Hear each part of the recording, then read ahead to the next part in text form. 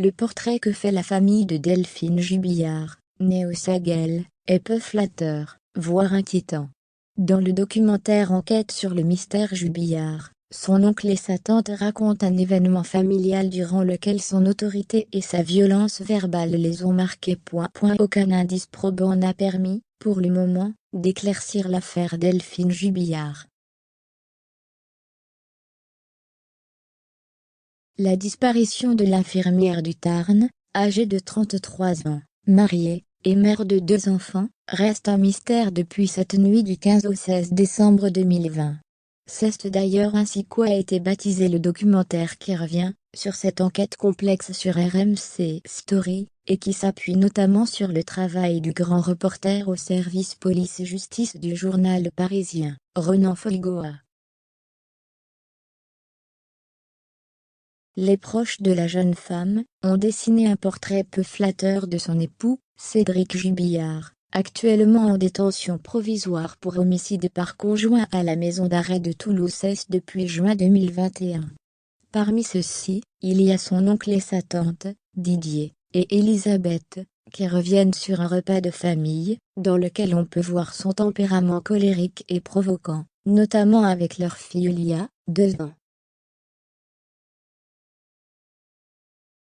La scène s'est déroulée chez l'oncle et la tante de Delphine Jubillard, Didier et Elisabeth, à la fin du mois d'août 2020. On a mangé ici, ils se sont retrouvés, et à un moment donné, je me rappelle que Delphine a été un peu confidente de ma fille Mélanie et d'un seul coup, l'autre est arrivé en furie. Il s'est assis entre Delphine et Mélanie, et ça a été le calme plat. Je pense qu'il devait avoir un peu d'autorité sur ma nièce, et elle s'est tue.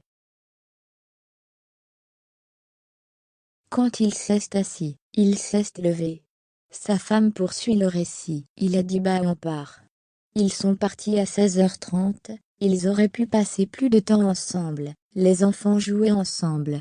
Il prend la petite, et en partant il lui dit prends ton handicapé. Des mots qui ont marqué sa famille et son oncle rajoute en imitant Cédric Jubillard. Tu veux pas prendre ton handicapé là? Regarde ça. Il dit ça méchamment, avec un air autoritaire. Moi, ça ne m'a pas du tout plu déjà à l'époque. Un père qui n'est pas un exemple de bienveillance, avec ses 2 enfants si loin en croire un de ses interrogatoires, où il a admis donner des coups de pied aux fesses de son fils aîné Louis. Peu impliqué dans l'éducation de sa progéniture, il est un consommateur régulier de cannabis, jusqu'à 10 joints par jour selon le JDD.